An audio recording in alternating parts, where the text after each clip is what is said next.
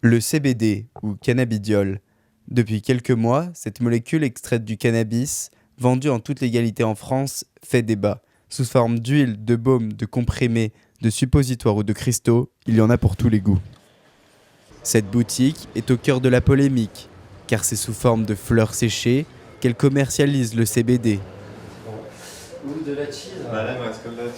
Ouvert il y a 2 semaines à peine, on y propose des cannabis dits light, directement importés de Suisse.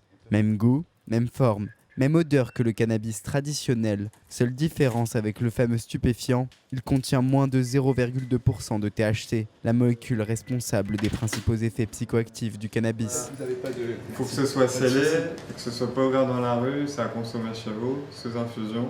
Après, vous êtes majeur et vacciné. Mais... Oui, c'est ça, ouais. C'est sûr. Bon, moi, je dois le voir comme ça. Ouais. Bon, bah, super. Hein. Ça permet de remplacer le THC. Et je choisis le CBD parce que d'un côté, c'est plus moral, parce qu'il n'y a pas de souci en fait par rapport à la loi. Une moralité remise en question par les autorités qui ne voient pas ce nouveau commerce d'un très bon œil. Dans le même quartier, ce coffee shop, le premier à avoir ouvert dans la capitale, a déjà fermé boutique après que la police ait trouvé des traces de THC supérieures au taux légal en vigueur. Thierry Vallat est avocat au barreau de Paris. Il accompagne plusieurs particuliers et professionnels désireux de se lancer sur ce nouveau marché juteux. Production de produits à base de chanvre et ses dérivés, ainsi que les produits annexes au sens de l'article du Code de la santé de l'arrêté du 90. Voilà, on est exactement dans le cœur du truc. Donc on a convaincu la banque que c'était légal, et donc on a pu, et le registre du commerce, donc elle a autorisé l'ouverture.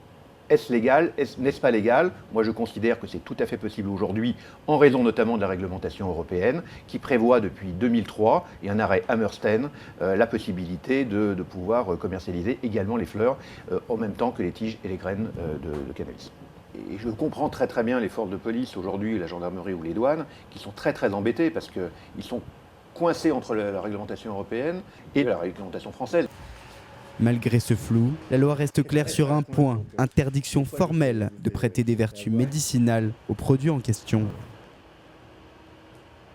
On ne peut pas commercialiser en vantant des vertus, par exemple, thérapeutiques de ce produit. On ne doit pas dire qu'il peut guérir ça ou ça. C'est très extrêmement important. On doit faire une communication extrêmement light et bien évidemment ne pas prévoir des mentions légales, interdit aux moins de 18 ans, ne pas consommer avec modération, un certain nombre de choses, et surtout ne pas faire passer pour un médicament ce qu'il n'est pas. Un avis que ne partage pas ce médecin. Il y a 4 ans, le CBD lui a permis de sauver une patiente très gravement touchée par un cancer du sein. Et donc il m'a fallu 1 an pour trouver le produit, et puis on a commencé. Et effectivement, la dame, ça commençait à se sentir plutôt très bien. Aujourd'hui addictologue, Bruno Journe expérimente les effets de la molécule sur des cas d'addiction grave au cannabis ou à la morphine. Moi j'ai proposé à ma patiente d'essayer, très prudemment, très confidentiellement. Alors ça a donné des résultats intéressants. Ça amène une détente qui n'est pas abrutissante, qui n'est pas mauvaise pour la mémoire. Dans la façon dont qui n'est pas trop addictive, peut-être même pas addictive du tout. Des résultats encourageants pour les nouvelles formes de traitement aux addictions lourdes. Voilà, les coffee shops en fument le débat. Mais la vente récréative de CBD n'est pas appréciée par l'ensemble de la profession, qui préférerait le voir apparaître sous forme de médicaments, comme l'épidiolex ou le marignol. Pour qu'il aille bien, je prends une petite serviette. Depuis plusieurs années, Léandro est inscrit sur les listes d'attente des laboratoires qui fabriquent ces médicaments.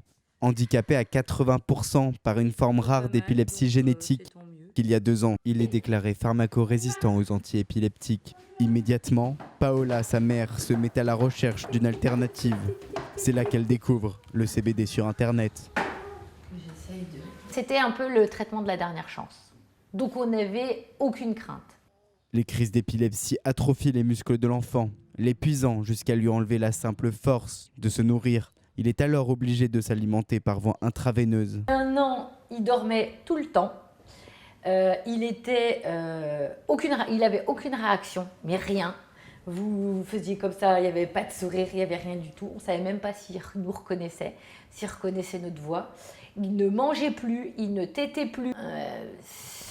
Encore une fois, désolée du terme, mais c'était un bébé légume.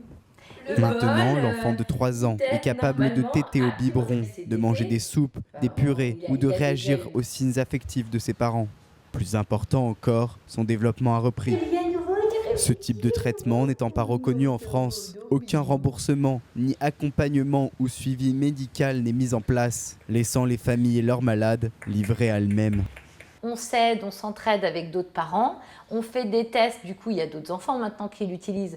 Donc tel parent va utiliser tel dosage, va donner comme ceci, comme cela, et du coup on s'appelle en disant bon bah écoute moi j'ai fait comme ça, bon écoute ça marche moins bien, toi t'as fait comme ça, enfin voilà, on s'entraide entre nous et on évolue comme ça.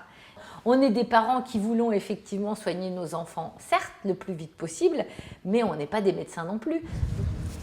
Paola espère que l'évolution de la législation française en matière de cannabis, prévue dans quelques mois, soit en sa faveur. Je suis sûre qu'on peut arriver à mieux encore.